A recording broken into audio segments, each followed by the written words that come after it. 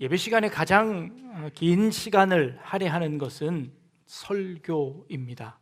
제가 보통 한 25분에서 한 30분 정도의 설교를 합니다.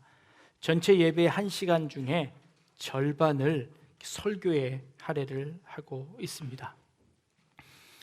목사가 설교하는 것은 무슨 권위로 하는 것일까요?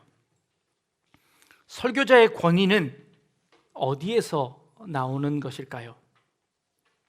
좋은 목사, 훌륭한 목사는 어떤 목사일까요? 설교자의 권위, 이 설교를 잘 듣게 되는 그런 요인들은 무엇이 있을까요? 설교자의 외모에서 나오는 권위가 있을까요? 잘생긴 목사가 좋으신가요? 아니면 그냥 그저 그런 목사가 좋으신가요? 대답을 안 하시네요. 네, 미국에서 가장 큰 교회 중에 하나인 레이크우드 교회라는 곳이 있습니다. 휴스턴에 있는 교회인데 조엘 오스틴이라는 목사님이 심무하고 계십니다. 그 목사님은 원래 그 배우 출신입니다. 방송가 출신이셔서 아주 잘생기셨습니다. 그래서 그 교회가 미국에서 굉장히 큽니다. 그리고 또 그런 잘생긴 얼굴에서 그분이 하는 설교는 모두 다 긍정적 설교입니다. 그래서 긍정의 힘이라는 책이 베스트셀러가 되기도 했습니다. 어떤 분이 그러더라고요. 그분의 사모님이 모델 출신입니다. 얼마나 예쁜지 모릅니다. 그런 환경에서 긍정의 힘이 안 나올 수 없다는 거죠. 그러더라고요. 외모가 주는 신뢰가 분명히 있습니다. 요즘 유행하는 복음성가 중에 이런 곡이 있습니다. 전도사 마누라는 다 예쁘다네 라는 그런 복음성가입니다. 가진 것 하나 없는데 마누라는 예뻐. 노래 잘해, 말도 잘해, 기타도 치네. 따뜻한 위로와 미소, 영락 없는 교회 오빠. 돈은 없는데 믿음 충만, 내가 봐도 멋져 보여. 총각 전도사님들에게 우리 여청년들이 가지는 로망인 것 같습니다. 옛날 제가 전도사 때도 이런 말 참 많이 들었었는데 요즘은 네, 외모가 주는 힘이 있습니다. 그러나 그게 다 아니라는 걸 우리 알지요. 목회자의 권위가 세상의 학문의 깊이에 있다고 생각하던 때도 있었습니다. 좋은 학교 나오고 많이 배우고 또 외국까지 갔다 와야 합니다. 그래야 된다 그래서 저도 덩달아 갔다 왔습니다. 근데 별로 도움 안 되는 것 같습니다. 그것이 큰 힘이 되지 않습니다. 물론 세상 학문이 필요합니다. 그러나 그것이 다가 아니라는 것이지요. 교회들마다 많이 공부한 분들을 모셔왔습니다. 그런데 내가 이 정도 실력이 되는데 내가 이 정도밖에 대우받지 못해? 라고 하며 교회가 문제가 많이 생겨졌습니다. 그래서 요즘은 오히려 그런 학벌이 없는 분들을 모시는 그런 교회들이 참 많아졌습니다. 설교자의 권위는 설교를 잘 해야 합니다. 말을 잘 해야지요. 그래서 설교를 잘 하는 분이 권위를 가지는 것 같습니다. 그런데 또 다른 한편으로는 우리 여러분들이 쉽게 쓰는 말 중에 이런 말이 있지요. 말 많은 사람한테 뭐라고 하나요? 또 설교하고 있네 라고 합니다. 제가 지금 또 설교하고 있습니다. 어느 분이 책을 썼는데요. 말씀이 말이 되게 해라 라는 책을 쓰셨는데 참 마음에 와닿습니다. 설교가 많습니다. 홍수처럼 쏟아지는데 그 말씀이 말이 되지 않는 말들이 참 많습니다. 그래서 진정으로 말이 되는 그런 말씀이었으면 좋겠다라는 그런 취지의 그런 말씀인 것 같습니다. 설교는 자신의 생각을 이야기하는 것 아닙니다. 정치적 견해를 밝히는 것도 아니고 자신의 지식을 자랑하는 것도 아닙니다. 설교의 권위는 오직 성경에 있습니다. 성경 말씀을 전달하고 그 성경 말씀을 해석하고 그 하나님의 말씀을 내 삶에 적용시켜서 우리의 삶에 적용할 수 있는 점들을 고백하고 함께 나누는 것 설교이지요. 그래서 설교의 권위는 하나님께 있고 하나님의 말씀 가운데 있음을 믿습니다. 그리고 여러분들이 그 권위를 인정하고 이 말씀에 귀 기울이는 줄로 믿습니다. 오늘 그 말씀을 한번 살펴보려고 하는 겁니다. 예수님께서 성전에 들어가셨습니다. 예루살렘 성전에 올라가셔서 하시는 일들을 우리가 차례대로 좀 살펴보고 있습니다. 동문을 통해서 올라가셨습니다. 서문을 통해서는 빌라도 총독이 백마를 타고 올라왔습니다. 예수님은 겸손하게 나귀를 타고 그 성 안으로 들어가셨지요. 그리고 그 성 안에 들어가셔서 돈 바꾸는 자들과 비둘기 파는 자들을 내어 쫓으셨습니다. 그리고 그 성에 나오시면서 무화과 나무를 보시고, 열매 없는 무화과 나무를 보시고 저주하셨습니다. 그랬더니 정말 그 열매 없는 그 유대인들처럼, 대제사장들처럼 그 무화과 나무가 말라버렸습니다.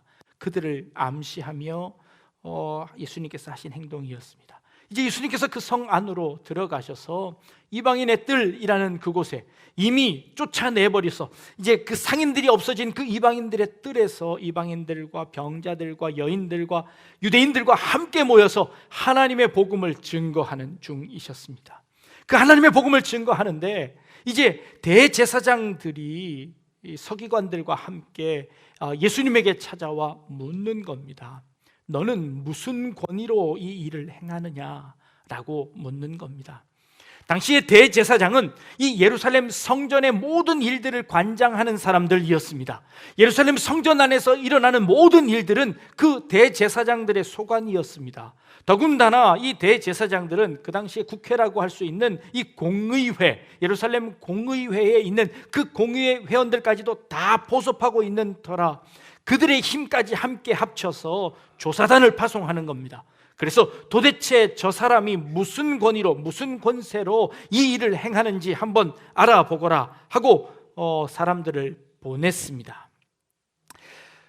제사장들은 백성들을 지도하고 제사를 인도하고 율법을 해석하고 그 율법대로 살아가는 삶을 치리하는 그런 일들을 하는 사람들입니다. 그들이 와서 예수님에게, 자신의 일을 방해하고 있는 예수님에게 묻습니다. 너는 도대체 무슨 권세로 이 일을 행하느냐? 너의 권세는 하늘로부터냐 사람으로부터냐? 라고 묻습니다.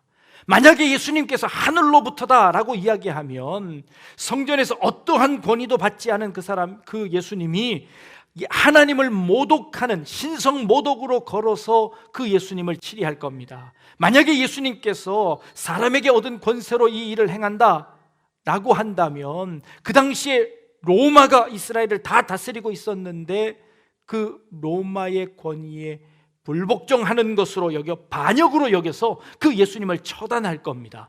그래서 하늘로 쏘냐 아니면 사람으로 쏘냐 둘 다 진퇴양난의 그런 질문이었습니다. 권력이라는 것이 뭘까요? 권위라는 것이 무엇일까요? 엘빈 토플러의 권력이동이라는 책에 보면 이 권력이 어떻게 생겨지는지를 역사적으로 이렇게 고찰을 했습니다. 첫 번째 권력은 어떻게 생겨질까요? 힘에 의한 권력이 가장 먼저 등장합니다. 원시사회에서 힘센 사람이 약한 사람을 이렇게 쥐어받고 뺏는 겁니다. 힘이 있어야 모든 것을 취할 수 있지요. 힘이 권력이었습니다. 그런데 시간이 지나면서 사람이 많아지면서 어떤 현상이 일어나나요? 돈 있는 사람이 권력을 가지기 시작했습니다. 돈 있는 사람이 힘 있는 사람을 돈으로 샀습니다. 그리고는 그 여러 사람들을 통하여서 더 많은 부를 얻습니다. 권력을 얻게 됩니다. 그런데요, 이제 돈도 아니라 그 돈을 모으는 정신력, 지력이 권력이 되었습니다. 어떻게 하면 돈을 잘 모을 수 있는지 그 머리가 뛰어난 사람들이 돈도 모으고 권력도 가지고 힘도 나중엔 소유하더라라는 것이지요. 그 세 가지가 되면 그 위에 뭐가 쌓여질까요? 이제 사람을 조종하고 싶습니다. 뭘까요? 영역까지 겸비하면 아주 최고의 이 지도자가 될 수 있지요. 북한이 그렇지요. 모든 것을 다 장악했습니다. 거기다가 정신까지 다 장악해버려서 이제 한 사람의 독재자의 말에 의해서 모두 다 움직이는 그런 사회로 변해버리고 마는 것이지요. 지금 이 대제사장들이, 이스라엘에 있는 대제사장들이 자기는 그 모든 것들을 소유했다고 생각했습니다. 그들은 힘이 있었습니다. 경제력이 있었습니다. 거기다가 이 제사장으로서 영적 파워까지도 그들이 함께 겸비하고 있었습니다. 대제사장은 모든 것들을 다 소유하고 있었습니다. 그러니 뭐든지 다 할 수 있다고 생각했습니다. 그런데 자기 말을 듣지 아니하는 백성들이 마음을 뺏어가는 예수라는 사람이 나타나 백성들의 마음을 미혹하는 것입니다. 백성들의 마음을 자꾸 뺏어가는 겁니다. 그래서 도대체 너는 무슨 권세로 이 일을 행하느냐라고 그들이 이야기하기 시작한 겁니다. 사실 이 대제사장이 가진 권세는요, 그가 모든 것을 가진 것처럼 여겨졌지만 사실은 그렇지 않았습니다. 왜일까요? 지금 이스라엘은 로마의 속국으로 있습니다.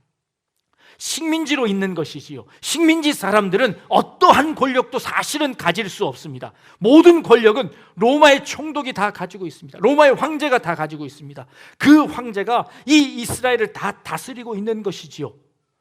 그런데 이 로마도 그가 가진 그 권세, 힘으로 빼앗은 그 권세가 조금은 귀찮습니다. 이 이스라엘 한 사람 한 사람들을 다 다스리는 것이 쉽지 않습니다. 그 권위, 그 권세를 가지고 모든 사람들에게 다스리는 것이 쉽지 않았습니다. 그래서 적당한 선에서 타협하기를 원했습니다. 자기가 가진 그 권세를 돈 몇 푼 받고 몇 사람들에게 나누어 주는 겁니다. 그게 대제사장들이었습니다. 대제사장들에게 돈을 받고 그들에게 자기의 권세를 이양시켰습니다. 그리고 그 대제사장들은 돈 몇 푼 주고 그 권세를 얻었습니다. 돈으로 산 그 권세를 가지고, 로마의 그 총독에게 얻은 그 권세를 가지고 이스라엘을 쥐잡듯이 잡았습니다. 자신이 마치 하늘로부터 온갖 권위를 다 받은 것처럼 그렇게 행세했습니다. 그런데 그것에 아랑곳하지 않고 나타나 예루살렘 성에 들어와서 사람들을 끌어모으는 사람이 생겼습니다. 대제사장들이 위기를 느꼈습니다. 도대체 너는 무슨 권세로 이 일을 하느냐? 도대체 너는 하늘로부터 얻은 권세냐? 아니면 사람으로부터 얻은 권세냐? 무슨 권세를 가지고 지금 이 일을 행하고 있느냐? 내 성전에서 돈 바꾸는 자들을 네가 무슨 권한으로 쫓아내느냐? 비둘기 파는 자들을 네가 무슨 권한으로 쫓아내느냐? 라고 이 예수님에게 질문하는 겁니다. 예수님이 뭐라고 대답하셨을까요? 오늘 우리가 읽은 것처럼 예수님께서 대답을 직접 하시지 않고 다시 질문으로 대답하십니다. 만약 너희가 내 질문에 대답한다면 나도 너희 질문에 대답하겠노라 하고 예수님께서 다시 묻습니다. 뭐라고 묻나요? 요한의 세례가 하늘로부터냐 아니면 사람으로부터냐 라고 예수님이 묻습니다. 당시의 세례 요한의 인기는 하늘을 치솟습니다. 모든 사람이 이 세례 요한은 하늘로부터 내려오는 하나님께서 보낸 선지자라고 믿고 있었습니다. 그래서 많은 사람들이 세례 요한에게 세례를 받았습니다. 자, 이 세례 요한은 하늘로부터냐 아니면 사람으로부터냐 라고 묻습니다. 그런데 이 쉬운 대답에 그들이 대답하지 못합니다. 왜요? 그들도 진퇴양난에 빠졌습니다. 만약 이 세례 요한의 세례가 하늘로부터라고 대답한다면 세례 요한이 예수님을 보고 이는 하나님의 아들입니다, 나는 그의 신발끈 묶기도 부족한 사람입니다 라고 고백했던 세례 요한의 그 고백을 인정하게 되는 것이죠. 그 말은 곧 예수님을 하나님의 사람으로 인정하게 되는 것입니다. 그래서 그들은 그렇게 대답할 수 없었습니다. 반면에 요한의 세례가 사람으로부터입니다 라고 대답하면 그 많은 사람들이 요한은 하나님으로부터 내려온 선지자라고 믿었는데 그 백성들의 밀란이 두려웠습니다. 그래서 그들은 대답할 수 없었습니다. 그래서 우리는 모르겠노라 라고 대답을 합니다. 결국 이 대제사장들은 하나님으로부터도 권위를 받지 못했고 로마인으로부터도 제대로 된 권위를 받지 못했고 역시 백성으로부터도 올바른 권위를 받지 못한 사람들이었습니다. 백성이 두려워서 대답하지 못하고 로마의 권세가 두려워서 대답하지 못하고 오히려 하나님의 그 뜻도 두려워서 대답하지 못하는 그들이 지금 이 이스라엘 땅에 권위를 가지고 있다고 이야기합니다. 자신들은 모든 권위를 가졌다고 자랑하는 사람들입니다. 이런 대답조차 하지 못하는 그들이 예수님에게 찾아와 무슨 권위로 이 일을 행하느냐라고 묻는 겁니다. 우리는 알지 못합니다 라고 이야기합니다. 그들의 말이 오히려 정답입니다. 도대체 우리의 권위가 어디서부터 오는지 우리는 알 수 없습니다. 그저 내가 내 스스로 권위를 가진 것입니다 라고 이야기하는 것밖에 더 되겠습니까? 여러분들은 여러분들의 삶의 권위를 어떻게 가지셨습니까? 여러분들은 어떤 권위를 가지고 계십니까? 여러분들이 가장으로서 여러분들의 가정의 권위를 가지고 계십니까? 여러분들의 삶의 주인이 여러분이십니까? 여러분 마음대로 여러분 스스로 그 권위를 가지고 계십니까? 여러분들은 무슨 권위로 여러분들의 삶을 살아가고 계십니까? 누가 여러분에게 그 권위를 주었습니까? 우리 인생은 정말 우연처럼 시작되었습니다. 이 땅에 오고 싶어서 온 사람은 아무도 없습니다. 그냥 저절로 태어났지요. 부모님에 의해서 왔지요. 부모님도 여러분같이 생긴 사람들이 태어날 거라고, 이렇게 자라날 거라고 꿈에도 생각 못 하셨을 겁니다. 그렇지요? 여러분의 자녀들은 어떻습니까? 여러분 마음대로 되던가요? 안 되지요. 인간의 이 삶에 대한 이 권위는 도대체 어디서 온 건가요? 태어나는 것도 내 마음대로 안 되었지만 죽는 것도 역시 내 마음대로 안 됩니다. 언제 죽을지 알지 못하고 살아가는 것이 우리 인생입니다. 우리 인생에 우리가 가지는 권위는 무엇입니까? 마치 그럼에도 불구하고 우리는 마치 우리 인생의 주인이 나인 것처럼 내 마음대로 살아가려고 합니다. 그 권위는 도대체 무슨 권위입니까? 마치 대제사장들처럼, 서기관들처럼, 장로들처럼 자기 마음대로 삽니다. 그리고 물어봅니다. 도대체 당신은 무슨 권위로 당신의 인생을 그따위로 살고 있습니까? 라고 말이지요. 여러분들은 무슨 권위로 그렇게 살고 계십니까? 여러분들의 인생의 주인이 여러분이십니까? 여러분들의 인생의 모든 권위를 여러분들이 갖고 계십니까? 아니요. 우리는 머리털 하나도 우리 마음대로 할 수 없습니다. 우리에게 그런 권세가 없습니다. 그럼에도 불구하고 우리는 그 권세를 누리는 양 살아가고 있습니다. 내 인생의 주도권은 내가 가지고 있다고 생각하고 남들이 내게 다가오는 것을 막습니다. 그리고 내 권한을 내가 지키려고 합니다. 요즘 학교가 권위가 다 무너졌습니다. 예전에는 선생님들이 모든 권한을 가졌습니다. 그래서 때로는 아이들에게 폭력을 사용해서라도 그 아이들을 고쳐내려고 했습니다. 그게 선생님의 권위였습니다. 그리고 그 권위를 통해서 아이들이 잘 될 거라고 생각했습니다. 그런데 그 선생님의 권위보다 요즘은 더 무서운 권위가 생겼습니다. 뭔가요? 인권입니다. 모든 인간은 평등해서 모든 인간은 권리를 가진다고 이야기합니다. 그 권위 아래, 인권 아래 선생님의 권위들이 이제 하나도 없어졌습니다.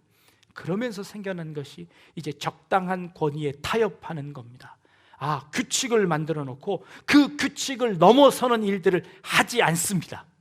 물론 그것 때문에 우리 학생들의 인권이 많이 높아졌습니다. 그러나 그것 때문에 잃어버린 것도 많습니다. 선생님의 그 사랑하는 마음들이 다 없어졌습니다. 아이들을 향한 열정이 없어졌습니다. 그 아이들에게 적당히 대하면 됩니다.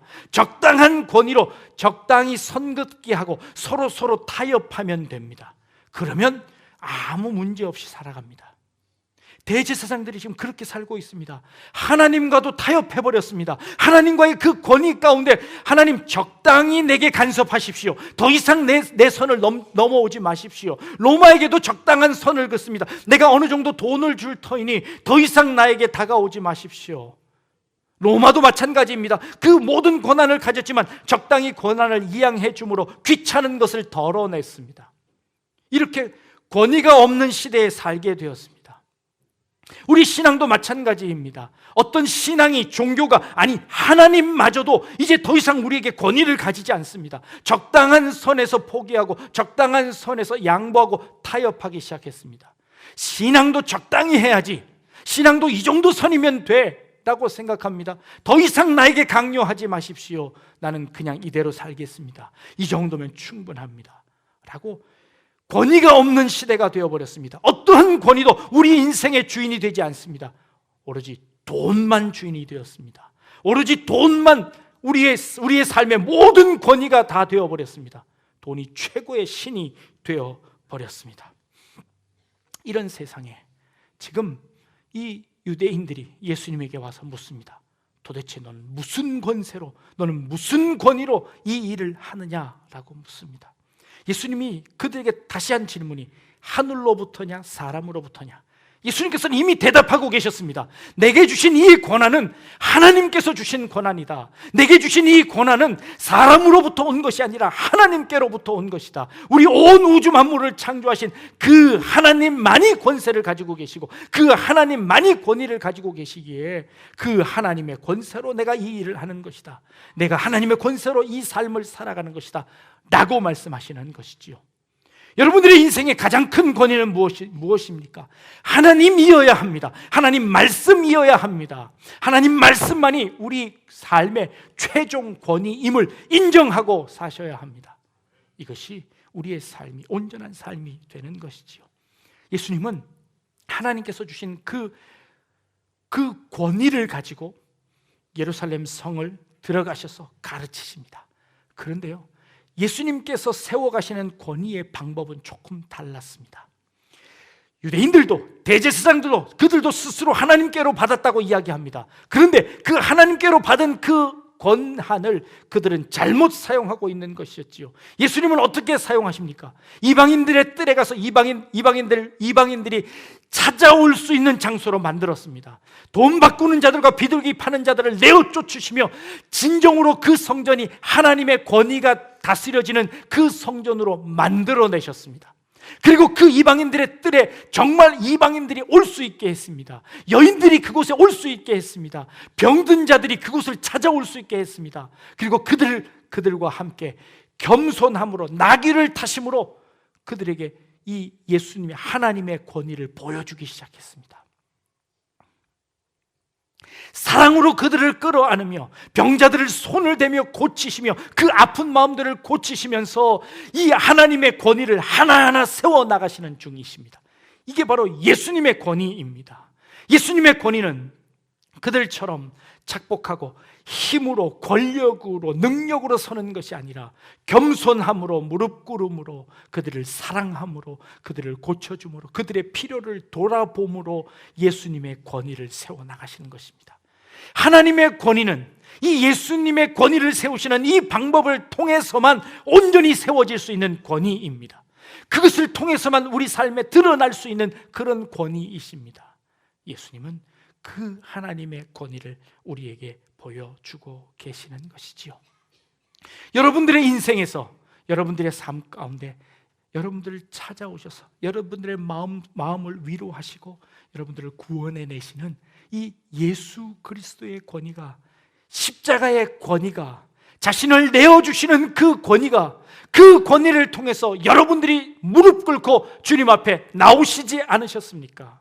이제 여러분들의 삶 가운데 참된 권위는 바로 그 예수님의 십자가의 권위임을 인정할 수 있기를 바랍니다.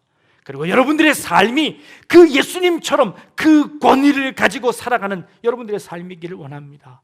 여러분들의 가정에서 여러분들이 진정한 권위가 무엇인지 보여주십시오. 아버지로서, 어머니로서 큰 소리 치는 것이 권위가 아님을 오히려 자녀들에게 사랑과 은혜를 베푸는 것이 온전한 권위임을 보여주십시오. 참된 이 그리스도의 방법으로 그 권위를 보여주셔서 그 권위에 승복할 수 있는 가정들이 되게 해 주십시오. 여러분들이 있는 직장에서 참된 권위가 무엇인지 보여주십시오. 때로는 지도자로서 여러분들이 다스리는, 여러분들이 함께하는 그 공동체에서 무엇이 참된 권위인지 보여주십시오. 예수님께서 보여주셨던 그 방법으로 말입니다.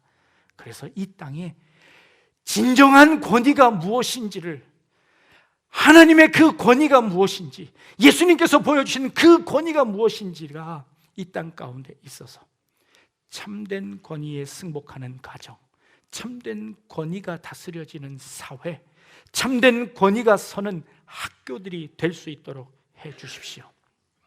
여러분들의 삶을 통해 여러분을 다스리는 그 하나님의 하늘로부터 온 권위, 그 예수 그리스도의 권위, 그 권위가 이제 온 세상 가운데 퍼져서 그 권위가 이 땅을 다스릴 수 있는, 이 온 땅을 다스릴 수 있는 그날이 속히 오게 되기를 주님의 이름으로 축복합니다. 기도하겠습니다. 참된 권위가 무엇인지 깨닫게 하여 주옵소서. 하늘로부터 오는 권위, 하나님으로부터 오는 권위, 그리고 그 권위를 주님의 방법으로, 십자가의 방법으로 세워가시는 그 예수님의 권위를 배우게 하시고, 우리가 살아가는 가정에 부모로서 혹은 자녀로서 혹은 직장에서 학교에서 우리 하늘의 권위가, 하나님의 권위가 온전히 다스려지게 되는 놀라운 역사가 일어나게 하여 주옵소서. 감사드리며 예수님의 이름으로 기도합니다. 아멘.